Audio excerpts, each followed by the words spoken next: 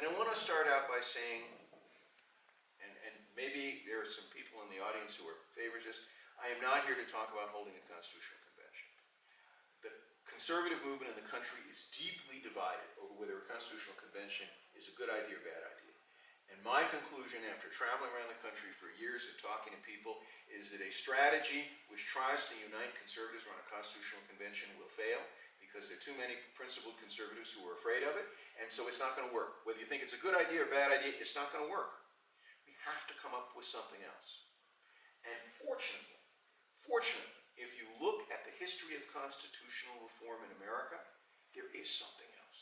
And it's the biggest secret in American politics. No one talks about this. The politicians in Washington don't want to talk about it. Most politicians at the state level don't even know about it. Most of you probably know that we've had 27 amendments to the Constitution in the last 200 years. What you don't know is that 12 of those 27, almost half, happened not because Congress wanted them, but because they were forced to propose them by pressure from the states and the public.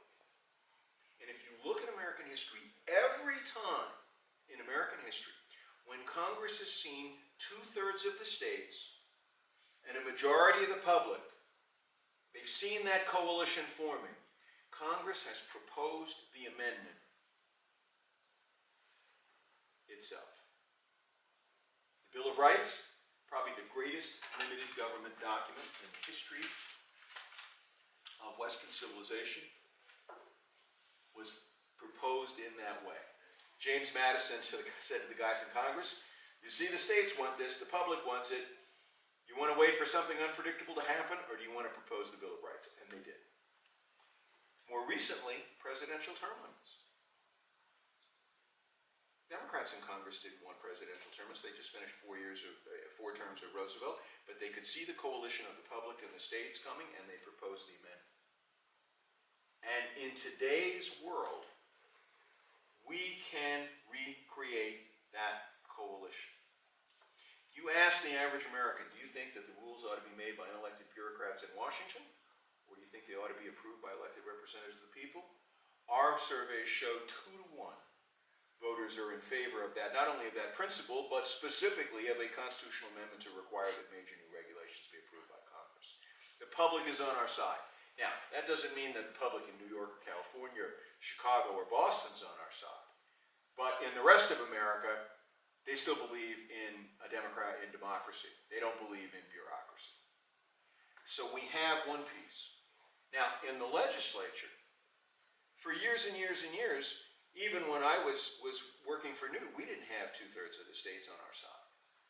But the Trump realignment has done something fundamental. The progressives own the Northeast and the Pacific Coast. But the South and the Midwest and most of the Rocky Mountain West is solidly Republican. And when they're not Republican, they're conservative Democrat. And so we now today have 33 states with Republican majorities in both houses of the legislature, and 5 more states where Republicans have been very competitive in the past and will be competitive in the future. Now, I don't have a crystal ball. I can't tell you what's going to happen in 2018, but we might lose a few legislative seats, but we will win them back. Because in mainstream America, people aren't interested in the far-left progressive policies that you see in the Northeast and the Pacific Coast. And so, even where we don't have a majority today, people in the other party, in the Democratic Party, are worried that if they don't vote right, they could be thrown out. And so, for example, here in Wyoming, the Democratic leader of the House has endorsed the Regulation Freedom Amendment. In Kentucky, the Democratic leader of the House has endorsed the Regulation Freedom Amendment. True bipartisanship, because they understand that having bureaucrats run things in Washington is not popular in Wyoming. It's not popular in Kentucky. It's not popular in most of these states. So we have the ability today to put that coalition together of 2/3 of the states and a majority of the public and force Congress to do what it should be willing to do on its own, but it's not, and that is take the power back from the bureaucrats and require that Congress approve major new federal regulations. Now, I've just given you a prediction of what might happen, right? And we all know that in politics, predictions are a dime a dozen. So, let's step back for a minute. What will happen if we get 2/3 of the states and a majority of the public to support the regulation amendment? By the way, we've already gotten 27 state legislative chambers, including both houses of the legislature. If we build that coalition, I can guarantee you that one of three things will happen. Either we'll get a constitutional amendment. Either the pressure will force Congress to act, or we might not get a constitutional amendment right away. Congress might pass a law. Now, I told you why a law isn't enough, but it's better than nothing. The pressure for a constitutional amendment might force Congress to pass a law, which would be a beginning. Or it's possible that the progressives in Washington will say, no, we need this power of the bureaucrats. We're not doing anything. We're not giving in. We're not giving you the 2/3 vote you need. In which case, we have redefined the difference between our coalition and the other coalition. Today, if you look at our coalition and their coalition is willing to give away more free stuff without paying for it, borrow the money and pass the burden on to the next generation. On the other hand, our coalition isn't exactly blameless either. Right? We're probably willing to give away less free stuff without paying for it. They're willing to give away more. But that's why they're more popular, right? Because if you take in a popularity contest at a candy store, the store that gives away the most candy wins. Right? But if we can change the paradigm so that the other team is the team that think that bureaucrats ought to rule the country by decree, and our team is the team that think that the people ought to have the final say, that is a way of defining the difference between the teams that ensures that we're a majority for the next generation. It takes some of those people who came over to our team because of Trump and combines it with people who don't like Trump but don't like Washington bureaucrats, and could be a stable political majority for the next generation. I'm less concerned about which party controls the Congress than I am about which coalition. And if the coalition that believes that people ought to have the final say is running things, not the coalition that believes that bureaucrats, then the country's going to be okay. We have a chance. And so, the last part of what I want to talk about is how you here in this audience are the key to this problem. I mean, it's really nice to say, oh, if we get this, regulation amendment, or if we get a law passed, everything's going to be fine. But the question is, how do we in this room make that happen? And I want to describe our strategy because it starts with people like you and frankly like me, right? People who aren't millionaires, movie stars, or U.S. senators or congressmen, doing what citizens were designed to do by the authors of, or expected to do by the authors of our Constitution, and that is participate in self-government. At the bottom of the pyramid of influence are people like us who are talking to our friends and getting people fired up about not only the issue but a solution. And the solution is we want every elected official in this country to endorse and vote for the Regulation Freedom Amendment, either as a state legislature or as a statewide elected official or as a member of Congress. The second level are groups. Groups like the Tea Party here. Groups like Second Amendment groups, or religious freedom groups, or business groups, or other political groups, Republican groups, even Democratic groups. Because when a political group takes a stand, that sends a message to elected officials. So, for example, we have at the national level the American Farm Bureau. We have the National Taxpayers Union. We have the National Federation of Republican Women, right? In many states, we have the Chamber of Commerce. We have the cattle growers associations. We have in some states, we have the mining associations. We have the auto dealers associations. We have all of these different trade groups around the country. And so one thing that citizens can do is talk to groups that they belong to or that friends belong to and say, would you be willing to endorse the amendment? And the next level up from the pyramid are state legislators. Now, in Wyoming, thanks to Marty and thanks to other state legislators, and I want to give a particular shout out to Nathan Winters, who was the leader of this effort in Wyoming. We have already passed a resolution in both houses of the Wyoming legislature urging Congress to propose the amendment. But we still need to persuade Congresswoman Cheney, we need to persuade Senator Enzi, we need to persuade Senator Barrasso, and we need to persuade the Republican candidates for governor that they should endorse the amendment. Now, how do we do that, right?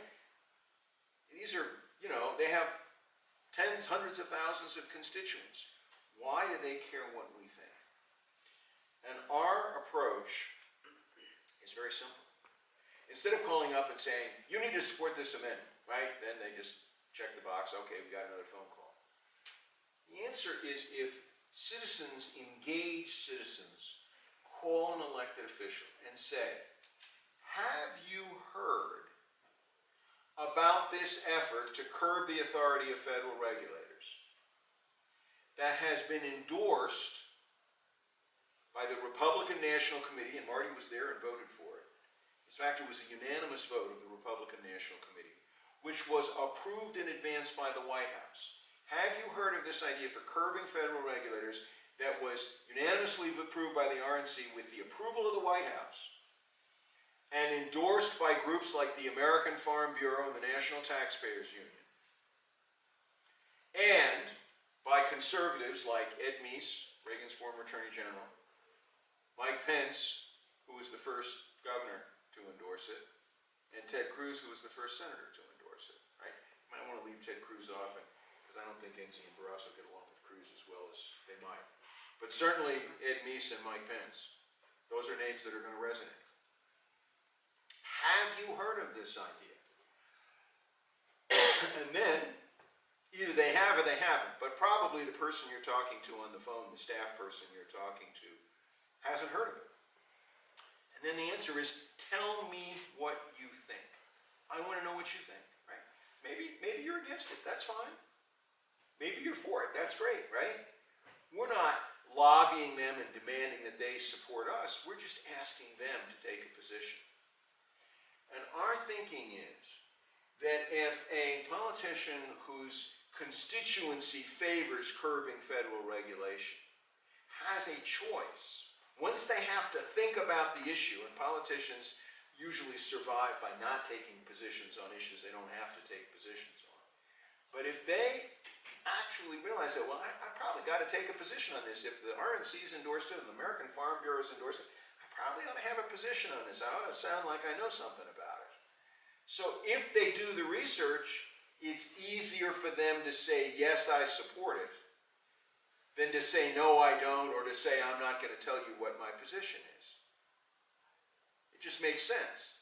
And, I've had members of Congress say, well, I don't agree with the exact wording, and, sure. But our proposal is not that we ram this down Congress's throat. Our proposal is that we build enough pressure so that Congress does something. And either they want to be part of that movement that forces Congress to do something, or they don't. And if they don't, then fine. Or if they don't want to tell us, fine. But I think if enough citizens talk to people, we can persuade most politicians who favor limited government generally to endorse the amendment. Now, what impact does that have? I don't know, have any of you ever heard of Grover Norquist in this audience? No. So, 30 years ago, Grover Norquist came up with an idea, actually, almost 30 years ago, and that is that Republicans should sign a pledge they weren't going to increase taxes. Oh, you should have heard the screaming and yelling. We can't do that. Couldn't possibly do that. Of course, these were a lot of Republicans who promised not to raise taxes and then raise taxes, right? But pretty soon they realized that if they didn't sign, they were going to start losing their primaries, losing their elections. So they all started signing, and then a few of them signed and tried to break their promise, and they discovered that was a sure way to lose elections. And so the Republican Party changed from a party which kind of had a mushy position on taxes to a party that pretty much now doesn't raise taxes at the federal level. They don't do that anymore. And that's a big change. And one guy and a team of people that he put together made it happen. So if they can do it on taxes, we ought to be able to do it on regulation, to get the Republican Party to come in and say, look, we're not going to be the party that empowers bureaucrats. We're going to be the party that gives the people the final say. And if we can make the Republican Party the party that believes in that and find some Democratic allies, we shouldn't ignore Democratic allies, because there are a lot of Democrats that want to be on this bandwagon too. If we can do that, we can put enough pressure on the political system so that we can change this. But it doesn't happen because of me or Marty or Harry. It happens because of you.